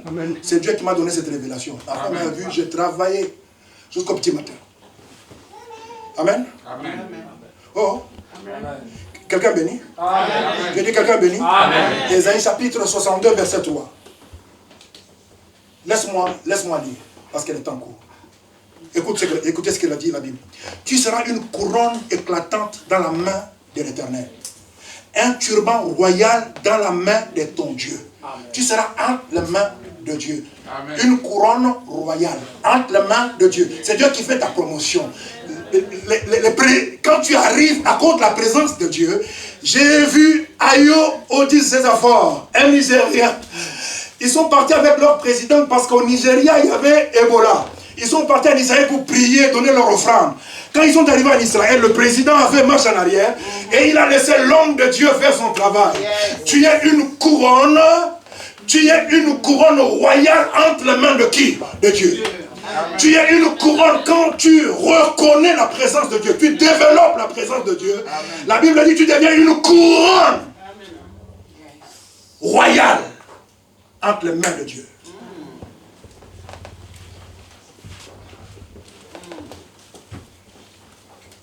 Dites-moi, quelqu'un qui a Dieu, quelqu'un qui a réussi dans la vie, c'est lui qui cherche le mariage ou le mariage va le chercher? Mais pourquoi vous faites le contraire? Au lieu de chercher celui qui donne le mariage, vous cherchez le mariage. Au lieu d'avoir celui qui délivre et qui guérit, vous cherchez la guérison. Vous faites les choses à l'envers. Deuxième clé. Soyez des adorateurs prophétiques. Qu'est-ce que j'entends par des adorateurs prophétiques? C'est-à-dire des gens qui ne chantent pas pour chanter. Des comédiens. Est-ce que vous n'avez pas remarqué dans nos églises aujourd'hui, c'est devenu plus que dans les boîtes de nuit? Les gens, ils dansent d'une façon obscène. Hein? Ça ne vous donne pas envie de connaître Dieu, de chercher Dieu, de craindre Dieu. Ils sont dans les boîtes de nuit, les femmes tournent leurs vestes, et les hommes, les païens qui sont venus à l'église, au lieu de chercher Dieu, ils commencent à regarder les vestes des femmes, comment les gens dansent, ils tournent. Il dit, mais nous sommes dans une boîte de nuit ou nous sommes dans une église? Amen. Et on s'étonne qu'il y a l'infidélité, qu'il y a l'adultère dans l'église.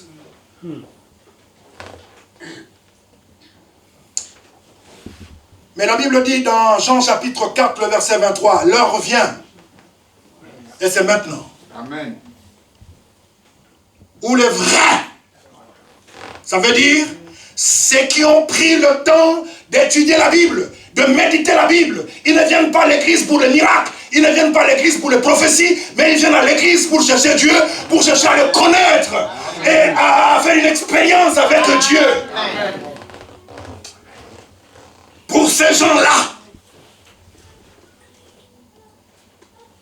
qu'il y ait un pianiste ou pas, que le prophète soit là ou pas, là où 2 ou 3 s'ensemble en son nom, il est là.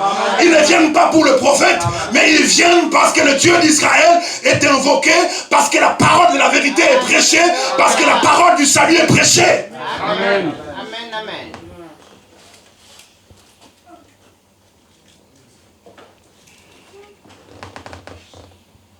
Dans 2 Chroniques 20, verset 21, Josaphat, ils sont en difficulté. Ils ne savaient pas quoi faire. Et Dieu leur dit, trouvez un prophète. Et le prophète va dire, mettez seulement, choisissez des chantres, des musiciens. La Bible dit, dès qu'ils se mirent à chanter. Ma fille Diane, que Dieu te guérisse. Amen. La chanson que tu as chantée là, c'est ça qui m'a donné la force. Sinon la salle était glacée. Amen. On dirait les gens, ils retournent. Je retourne dès demain, je repars. Glacé. Et moi je suis content de vous voir, mais vous n'êtes pas content de me voir. Amen. Glacé. C'est quoi le problème? Amen. L'heure vient.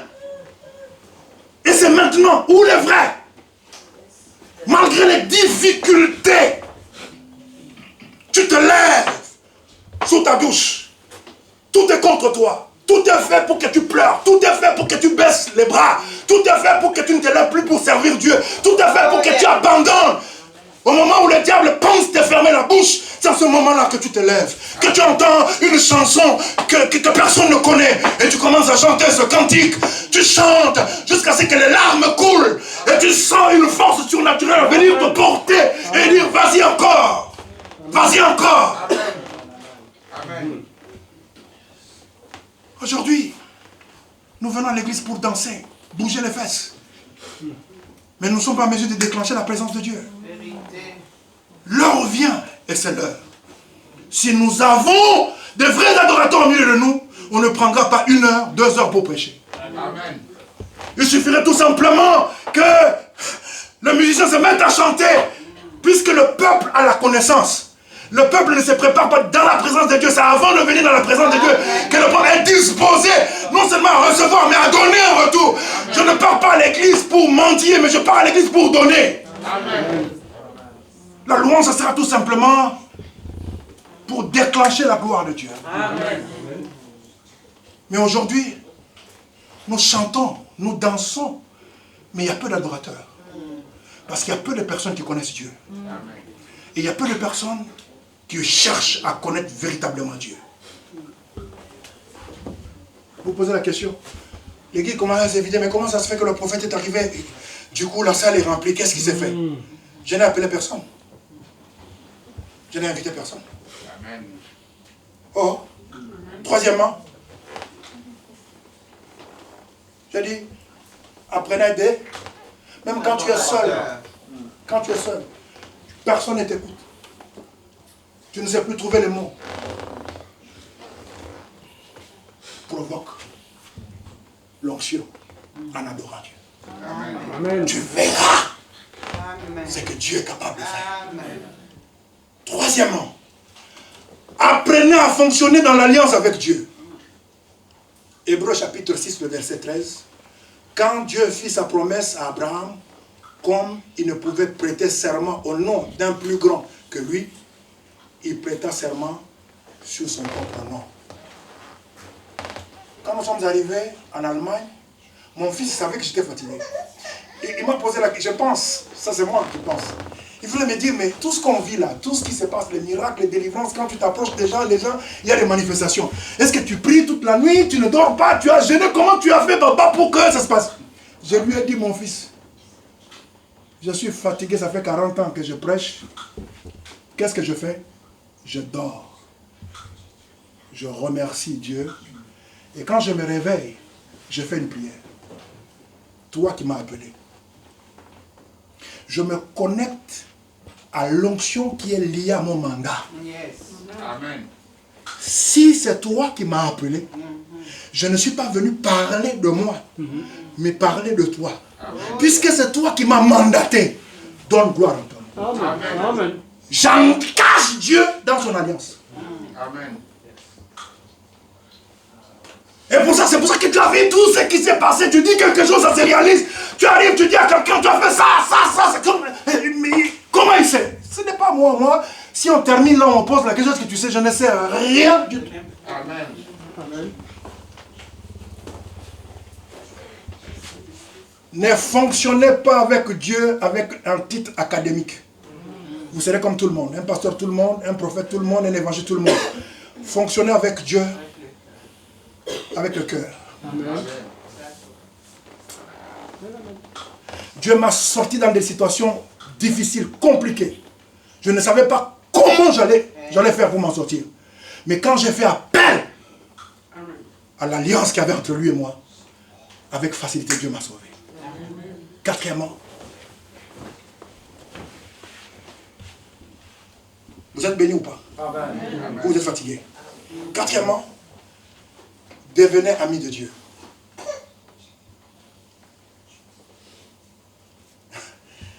Genèse chapitre 22, verset 12. On n'aura pas le temps de lire. Vous pouvez devenir un intime de Dieu. C'est-à-dire, avant que Dieu ne fasse quelque chose, Dieu se confie à vous. Tu es dans le précaré de Dieu.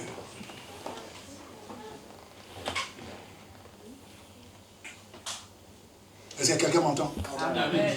Je vais libérer une forte onction cet après-midi. Demain, je suis dans l'avion. Demain soir, je suis dans l'avion. Parce que j'ai compris quelque chose que j'ai activé dans ma vie. Et les choses marchent. Amen. Je suis venu en business. Et Dieu, je vais te dire comment le Seigneur a fait. Le Seigneur a commencé déjà à me payer. Et je vais t'expliquer comment. Ne sois pas seulement un adorateur, mais deviens l'ami de Dieu. Amen. Amen. C'est-à-dire, ne viens pas à l'église de temps en temps, ne sers pas Dieu de temps en temps. N'aime pas Dieu de temps en temps. Aime Dieu de tout ton cœur, de toute ta pensée, de toute ta force. Amen. Aime-le. Et que Dieu lui-même témoigne, comme il a témoigné, en parlant d'Abraham, car Abraham était son ami. Élie qui est l'ami de Dieu. Ceux qui attendent ma mort vont attendre longtemps. Ceux qui attendent ma mort, vous allez attendre longtemps. Ceux qui attendent à ce que je trime, que je souffre, là je vais de gloire en gloire. C'est que vous allez entendre en Afrique. Amen. Vous allez venir comme, de la même façon que vous allez au Nigeria, vous allez venir au Congo. Amen. Pas longtemps, vous allez venir au Congo. Vous allez dire, c'est ce qu'il nous racontait quand il était à Paris dans une petite église, dans une petite salle. Je ne pars pas en Afrique pour faire de petites choses. Amen. Tu pars en Afrique pour faire de grandes choses. Amen. Parce que j'ai compris le secret. Amen. Quatrièmement, je dis devenez amis de Dieu, n'est-ce pas? Amen. Cinquièmement, apprenez à marcher dans l'obéissance de votre mandat divin. Ça veut dire quoi? Ça veut dire, si Dieu t'a appelé en tant qu'évangéliste, reste évangéliste. Si Dieu t'a appelé en tant que prophète, reste pasteur. Si Dieu, plutôt prophète, si Dieu t'a appelé en tant que pasteur, reste pasteur.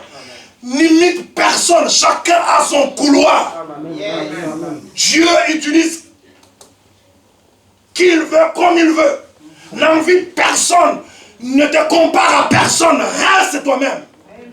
Les autres qui sont appelés à passer sur Internet, sur CNN, c'est leur problème, c'est leur mandat, c'est leur mission. Ne fais pas comme les autres. Sinon tu vas finir par toucher à la sorcellerie, à la magie. Mais quand tu es dans ton appel, quand tu restes dans le mandat qui t'a été donné, Dieu te porte et la provision sera toujours là. Amen. Moi je suis né pour les grandes choses. Amen. Je ne suis pas né pour les petites choses. Cinquièmement, il reste sixièmement, apprenez à bâtir des hôtels. 1 Roi chapitre 3, les versets 3 à 5. Je lis rapidement. 1 Roi chapitre 3, versets 3 à 5. Le roi s'est rendu à Gabaon pour y sacrifier, car c'était le principal de haut lieu. Salomon offrit 1000 holocaustes sur l'autel à Gabaon. L'Éternel apparut en songe à Salomon pendant la nuit, et Dieu lui dit, demande ce que tu veux que je te donne. 1 Roi chapitre 3 verset 9. Chapitre 3 verset 9. Accorde donc à ton serviteur un cœur intelligent pour juger ton peuple, pour discerner le bien et le mal, car qui pourrait juger ton peuple, ce peuple si nombreux? Si c'était vous, c'était le mariage, l'argent, ceci et cela. Mais lui demande un cœur intelligent et le discernement. Et la Bible dit, c'est la pluie à Dieu. Et qu'est-ce que Dieu va faire? Et Dieu lui a apparu en songe. C'est-à-dire, pendant que vous vous rêvez des maris de nuit et des femmes de nuit, qu'on est en train de vous poursuivre, lui, il dort, mais il rêve Dieu et il est en train de tenir une conversation. Ça veut dire que son esprit pèse lourd devant Dieu. Amen. Au point où Dieu vient lui demander qu'est-ce que tu veux que je te donne. Je prie que vos esprits soient libérés. Amen.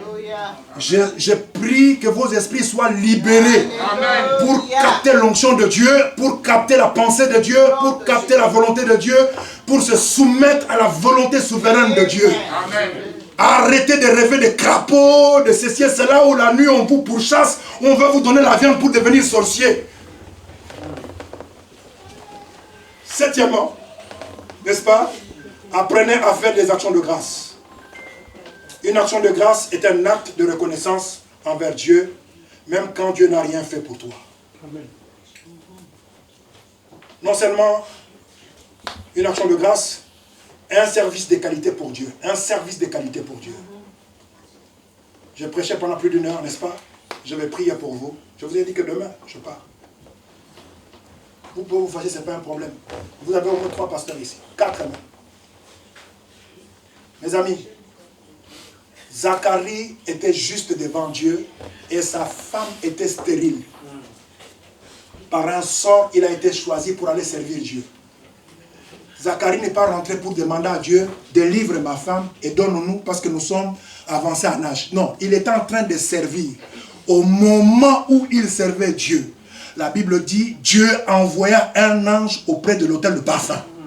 Et l'ange lui dit, sois sans crainte, Zacharie, car ta prière a été exaucée. Amen. Car ta prière a été exaucée, ta femme va tomber enceinte, elle va mettre au monde un enfant, et cet enfant, voilà la mission. Les enfants des autres sont nés pour devenir des sorciers, des dealers à Château Rouge, des vagabonds, mais l'enfant de Zacharie, qu'est-ce que Dieu dit? Il dit, il ne sera pas un vagabond ni un fainéant, mais il sera mon serviteur et il sera grand devant Dieu. Amen. Waouh! Même quand tout va mal, servez Dieu. Amen. Servir Dieu, c'est une autre forme de prière. Amen. Amen. Il était là en train de servir Dieu. Et Dieu a dit non, non, non, non. On va lui dire que sa prière a été exaucée. Amen. Lisez bien le texte. Zacharie, maintenant, il répond à l'ange. Par quel signe reconnaîtrai-je que ma femme sera enceinte? Parce que moi-même, je suis vieux et ma femme est avancée en âge. L'ange lui répond, je suis Gabriel, je me tiens devant Dieu. Et j'ai été envoyé pour t'annoncer cette bonne nouvelle. Puisque tu n'as pas cru, tu seras muet jusqu'à ce que la prophétie s'accomplisse. Il y a des gens qui ont été un obstacle à cause de leurs paroles. Comme un homme de Dieu, Dieu lui dit que les paralytiques vont marcher, il prie, un paralytique se lève, il commence à venir vers lui, il crie, incroyable, mais vrai. Il voit le paralytique tomber. Il prie, rien. Il rentre dans sa chambre, il dit à Dieu, tu m'as ridiculisé, tu m'as humilié. Dieu dit non. Tu as dit que c'était possible, puisque je t'avais dit, puisque j'étais avec toi. Et quand tu as vu le miracle, qui a annulé le miracle? C'est moi ou c'est toi? Il répond, c'est moi. Alors je vais vous donner un témoignage, et c'est par là que je vais finir.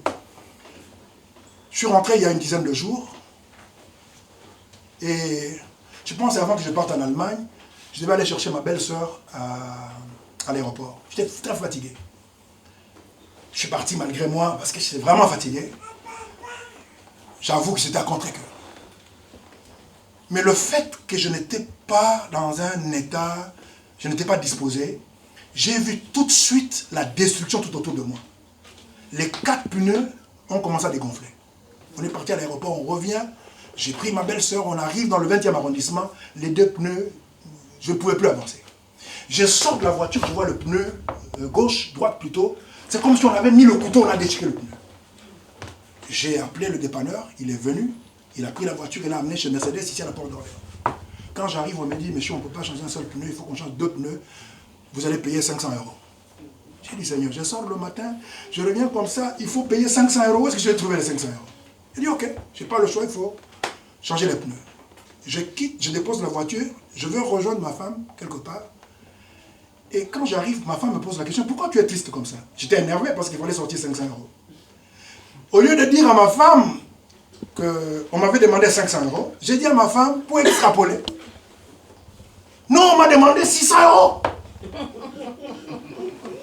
J'ai payé 600 €. Mais ma conscience me disait, mais tu es en train de mentir.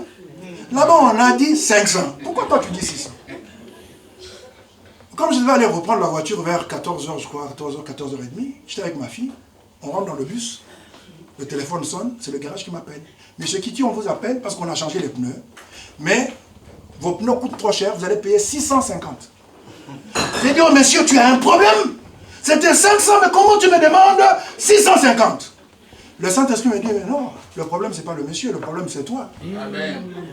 On t'avait dit 500. Toi, tu as ajouté 600. Le diable a ajouté 50. Alors, j'arrive chez Mercedes, je commence à discuter. Je dis, monsieur, c'était 500. Il dit, monsieur, ou bien on enlève le pneu. Le Saint-Esprit me dit, c'est toi qui avais dit les 600. Si tu as reconnu, tu vas payer les 600. Vous savez ce que j'ai fait? J'ai corrigé ma façon de penser.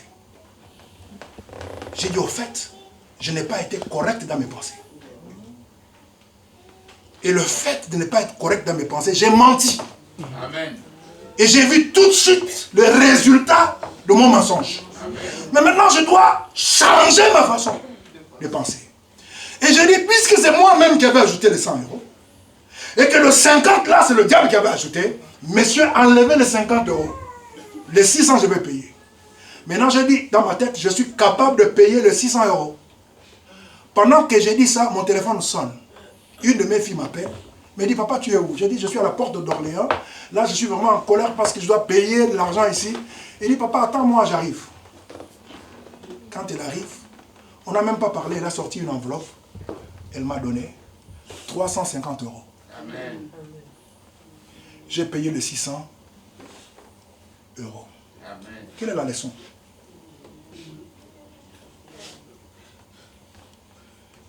Tu dois apprendre, lorsque tu reconnais la présence de Dieu, Si tu veux maintenir la présence de Dieu et tu veux la développer, il faut que tu alignes tes pensées à la pensée de Dieu. Amen. Amen.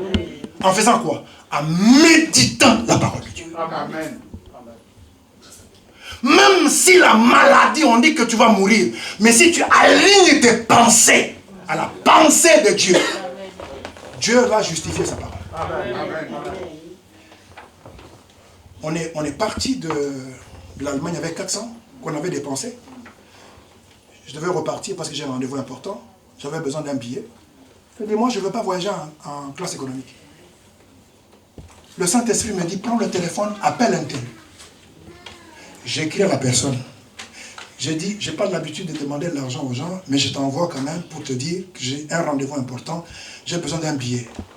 Dans la seconde qui a suivi, la personne a dit, non, regardez, par fausse humilité, je commence à négocier dans ma tête. Bon, s'il peut me donner même le billet en classe économique. Ma femme me dit, mais corrige. Si tu veux voyager en classe économique ou en business class. Je corrige dans ma tête. Je lui dis, bon, si tu peux m'envoyer le billet, mais... Il dit, non, non, je suis en réunion, je te rappelle. Donne-moi quelques minutes, je te rappelle. Mais pour le problème de ton billet, c'est bon. Ça s'est passé dans moins de 5 minutes. Hein. Après, la personne me rappelle, mais non. Prends le téléphone et dit, pasteur, il dit, ça va? Il dit, mais est-ce que tu sais que ça fait 26 ans qu'on se connaît? J'ai toujours gardé un très bon souvenir avec toi. Tu ne m'as jamais demandé un franc depuis qu'on se connaît. Et tu as toujours eu du respect pour moi. Aujourd'hui, je t'annonce que je suis un milliardaire. Amen. Un billet, c'est rien. Envoie-moi ton passeport. Je lui envoie mon passeport. Dans les 5 minutes qui ont suivi, j'ai eu un billet en business class. Amen. Il ajoute, il dit, mais quand tu vas venir, mais tu sais là où j'ai dit, j'ai pas de maison. Il dit, écoute, cherche dans le plus grand hôtel de la ville, c'est là où je vais te loger. C'est quoi le problème? C'est moi le problème. Amen. C'est toi le problème. Amen. Réalise la présence de Dieu dans ta vie. Amen. Ta façon de voir les choses, ton attitude, ta vision, ton langage va changer. Même quand tout va mal, quand on a pris Meshach, Shadrach et Abednego, on les amène dans la fournaise, ils n'ont pas eu peur. Ils ont dit amener parce qu'ils étaient conscients. Ce qui manque à beaucoup de chrétiens, ils entendent parler de Dieu, comme Job. J'avais entendu parler de toi, mais maintenant, je sais que tu peux tout. Amen. Tu dois être conscient que Dieu est avec toi. Amen. Tu dois être conscient que Dieu marche avec toi. Amen. Tu dois être conscient que Dieu... Amen. Amen. Est-ce qu'on peut se lever? J'ai dit, est-ce qu'on peut se lever? Non, ça va.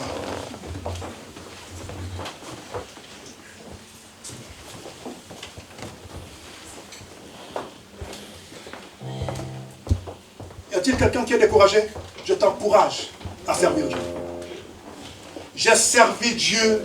J'étais dans le moment de dépression, le moment le plus difficile de ma vie, où je voulais mettre fin à ma vie. Mais il y a une seule chose que le diable n'a jamais réussi, c'est de m'empêcher de servir Dieu. Amen. Servez Dieu avec excellence. Mais il n'y a pas que le service avec Dieu. Apprenez à donner, à faire une offrande au Seigneur. Une offrande de qualité. Le psaume 126, le verset 5 à 6 dit, ceux qui sèment avec larmes récolteront avec joie. Récolteront plutôt avec joie. Amen. Récolteront avec joie. Il y a un point que j'ai oublié de dire. Est-ce que je vous ai dit, apprenez à bâtir les hôtels? Oui. Amen. Je vous ai parlé de ça? Amen. Ça veut dire quoi, bâtir les hôtels?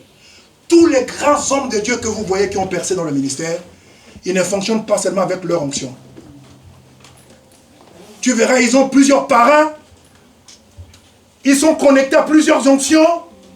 Ce qui fait que Ivan Kastanou tient. Il fonctionne avec l'onction de Mamadou Karambiri. Il fonctionne avec l'onction de plusieurs serviteurs de celui qui est à Londres. Et il soutient ces gens financièrement. Et ces gens-là, il est en train de bâtir une église dans ma région, dans ma ville. Au moment où moi-même, j'ai pas encore une église. Ne travaille pas seul. Je prie que Dieu t'ouvre les yeux pour que tu puisses bâtir des hôtels. Amen. Ça peut être des serviteurs de Dieu, des servants de Dieu dans notre pays, en dehors de notre église. Tu reconnais la grâce de Dieu sur quelqu'un dans les affaires, dans le ministère prophétique, dans le ministère de la délivrance, dans le ministère de l'enseignement. Bâtis un hôtel. Amen. L'onction ne se transmet pas par imposition de main. Oh non, l'onction qui est sur toi, venez. Non, non, non. Bâtis un hôtel. Amen. J'ai une de mes filles, je vous ai donné le témoignage, c'est elle qui a fini la dette de ma Mercedes, 30 000 €. Elle a fait un chèque. Mais elle était en province aujourd'hui, elle est à la direction générale. Amen. Sous l'onction de qui? L'onction qui est sur moi. On l'a sortie de là où elle était, en province. Elle a la direction 5. En fait, la voiture 50, 56 et quelques mille €. Et bientôt, je vais donner ça à Emmanuel. Hein? Amen. À Josh, parce qu'il me faut une autre Jeep. Amen. La présence de Dieu est là. Je remercie Dieu pour ce week-end. Je remercie Dieu pour ce week-end. La reconnaissance de la présence de Dieu va te distinguer des autres. Si tu es conscient de la présence de Dieu, il te sera facile de déclencher la manifestation de la gloire de Dieu. Amen. La création tout entière attend avec un ardent désir la révélation du Fils de Dieu. Est-ce que quelqu'un m'entend? Est-ce que quelqu'un m'entend? Je prie que Dieu te donne un cœur intelligent pour comprendre et comment manifester la présence de Dieu. Je prie que ta vie soit prise en charge par Dieu. Ton ministère soit pris en charge par Dieu. Que ta famille soit prise en charge. N'aie pas peur. Les gens peuvent t'abandonner. Nous vivons un temps où les chrétiens sont corrompus et ils pensent qu'ils peuvent corrompre les serviteurs de Dieu. Et les serviteurs de Dieu sont obligés de changer leur message. Et on ne parle plus sur la sanctification parce qu'on a peur des offrandes et de la dîme. Que vous donniez la dîme ou pas, je prêcherai sur la sanctification. Amen. Réalise la présence de Dieu. Développe la présence de Dieu. Manifeste la présence de Dieu. Laisse Dieu prendre ta vie en charge. J'étais jeune, je vieillis. Je n'ai jamais vu un juste être abandonné, ni sa postérité mendiant son pain. Je prie que ton esprit retrouve la sensibilité de la manifestation de la présence de Dieu. Que tu ne sois pas seulement sensible aux démons, à la maladie, à tout ce que les démons font, mais que tu sois sensible à la manifestation de la présence de Dieu. Quand Dieu est présent, quand Dieu veut agir, que tu sois connecté à l'Esprit de Dieu. Amen. Je prie que le lien qui était brisé entre toi et le Saint-Esprit soit rétabli au nom de Jésus-Christ. Alléluia. Voici, c'est ma conclusion. Je vous ai donné le pouvoir de marcher sur les serpents et sur le scorpion et sur toute la puissance de l'ennemi et rien ne pourra vous nuire. Je dis bien rien. Rien ne pourra combattre et vaincre la présence de Dieu dans ta vie, dans ta maison, sur tes enfants, sur les enfants de tes enfants. Rien, je dis rien ne pourra te nuire. Rien, rien, rien. Il n'y a aucun problème qui va te vaincre. Dieu te dit, tu vas marcher sur les serpents et sur le scorpion. Matthieu chapitre 16, le verset 19 dit, je te donnerai le clé du royaume des cieux. Ce que tu lieras sur la terre sera lié dans les cieux. Et ce que tu délieras sur la terre sera délié dans le ciel. Est-ce que vous voyez, on pensait que la clé était au ciel, mais en réalité, depuis que le Saint-Esprit est descendu, la clé n'est plus au ciel, mais c'est sur la terre. À partir de la terre, nous pouvons commander les choses. Alléluia. Élie dit à Akab, l'Éternel devant qui je me tiens est vivant. Sinon ma parole, coronavirus ne rentrera pas en France. Sinon ma parole, Delta ne rentrera pas dans ma famille. Sinon ma parole, aucun membre de mon église ne mourra. Aucun. Amen. Alignons nos pensées à la parole de Dieu. Amen. Pour déclencher la présence glorieuse de notre Dieu d'une manière extraordinaire. Si vous ne vous attendez à rien, vous n'aurez rien. Agé chapitre 2, verset 9 dit, la gloire de cette dernière maison sera plus grande que celle de la première, dit l'Éternel des armées. Et c'est dans ces lieux que je donnerai la paix. Dans ces lieux que je donnerai la Est-ce que quelqu'un peut se lever malgré les factures impayées, malgré les difficultés? Est-ce que quelqu'un peut ouvrir sa bouche en criant: je réalise que Dieu est avec moi, je réalise que sa présence est en moi, que sa présence est sur moi, je ne suis pas seul. Le Dieu, c'est Dieu même, il ne m'a jamais laissé tomber. Il a dit: je serai avec vous jusqu'à la fin de temps, je serai avec vous. Les amis peuvent m'abandonner, les membres de l'église peuvent m'abandonner, les amis peuvent m'abandonner, l'église peut m'abandonner, mais lui, il a dit qu'il sera avec moi. Est-ce que tu peux le déclarer? Tu vas t'en sortir. Ouvrez vos yeux, je vais prier pour vous. Dirigez vos mains vers moi. Je suis à la fin. Je suis à la fin. Je suis à la fin. Le fait de réaliser la présence de Dieu fait peur à l'ennemi. Parce que le diable savait qu'il était le seul à reconnaître la présence de Dieu. Mais maintenant, tu dois être conscient que le fait que le Saint-Esprit habite en toi, Dieu est avec toi. C'est à toi d'activer. C'est comme tu rentres dans une maison où il y a le ténèbre. Et vous verrez quand vous rentrez dans une maison, à l'entrée même, comment on dit, l'interrupteur est à portée de main. Dès que tu rentres, ce n'est pas parce que tu as le ténèbre que le courant n'est pas là. Mais il suffit seulement que tu appuies. Amen. Tu peux déclencher la présence de Dieu sur ta vie et dans ta vie. Tu peux déclencher la présence de Dieu dans ta vie et sur ta vie. Amen. Tu peux déclencher la présence de Dieu dans ta vie et sur ta vie. C'est cette présence qui a distingué Joseph chez Potiphar. C'est cette présence qui a fait qu'il prospère. C'est cette présence qui l'a introduit auprès du roi. C'est cette présence qui a fait que son rêve devienne une réalité. Tu n'es pas seul. Tu vas terminer 2020, 2021 et tu vas commencer avec succès 2022. Les mains en position de recevoir pendant que je suis en train de prier.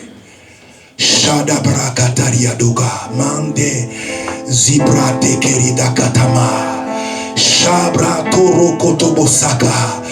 Père, je te remercie pour ce message. Reconnaître la présence de Dieu en nous et sur nous. Oh, alléluia. Je ne prierai plus comme un ignorant, comme un enfant qui ne connaît pas Dieu, qui n'a pas Dieu. Non, je connais Dieu. Je sais qu'il me connaît et que Dieu m'aime et qu'il est avec moi. Et il a dit dans sa parole: je serai avec toi jusqu'à la fin, jusqu'à la fin. Tant que Dieu sera avec moi, il est écrit dans le livre de Psaume au chapitre 60, verset 14, avec Dieu nous ferons des exploits et il écrasera nos ennemis. Maintenant, Père, que le ciel s'ouvre. Que le ciel s'ouvre, que le ciel s'ouvre. J'active la grâce de Dieu. J'active la grâce de Dieu. J'active la grâce de Dieu sur ma soeur, sur mon frère. J'active la grâce de Dieu. Que la présence de Dieu chasse l'obscurité. Que la présence de Dieu combatte tes ennemis. Que la présence de Dieu puisse vaincre la maladie. Que la présence de Dieu chasse l'esprit de mort. Que la présence de Dieu chasse les démons. Au nom puissant de Jésus, Amen. je prie. Je veux compter jusqu'à 7. Quand je vais compter jusqu'à 7, tu vas élever ta main en disant: je réalise que tu es avec moi et tu marcheras avec moi jusqu'à la fin de ma vie. Permets que cette gloire soit visible et palpable et que je sois bénéficiaire de cette présence. Et tu verras, la maladie va partir, les démons vont partir, les choses qui étaient difficiles pour toi, Dieu va te faciliter la tâche. Et levez les mains, levez les mains, les mains, levez les mains. Je compte jusqu'à 3, jusqu'à 7 plutôt. 1, 2, 3, 4, 5, 6, 7. Loue Dieu. Sharadakata. Shadabarakatariadoka. Prato sakari de katamasha. Lord Oh,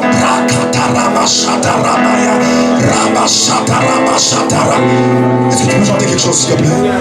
Prato Saka, prie le Seigneur, prie le Seigneur. Prie que tu réalises la présence de Dieu. La présence de Dieu dans ta vie et sur ta vie. Prie, remercie Dieu. Ta vie est en train de changer. Le ténèbre est en train de se dissiper. Je dis bien, le ténèbre est en train de se dissiper. Tu vas vivre sur cette terre comme un Dieu. Tu vas vivre sur cette terre comme un Dieu. Tu vas vivre sur cette terre des choses extraordinaires. Les miracles vont faire partie de ta vie. Je prie au nom puissant de Jésus. Je prie que la présence de Dieu soit réelle dans ta vie.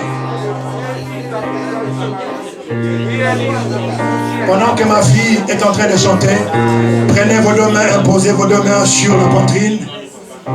Je vais terminer par là.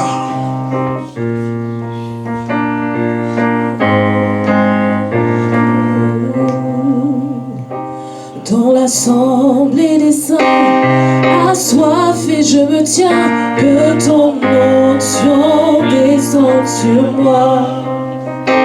Conscient que mon destin est dans le creux de ta main, que ton onction descende sur moi. Dans l'assemblée des saints, assoiffé je me tiens, que ton onction descende sur moi. Conscient que mon destin est dans le creux de ta main, que ton onction descende sur moi. Je suis disposé, assoiffé, que ton onction descende sur moi, et je suis disposé, assoiffé, que ton onction descende sur moi, et je suis disposé, assoiffé, que ton onction descende sur moi. Dans l'assemblée des saints, assoiffé je me tiens, que ton onction descende sur moi.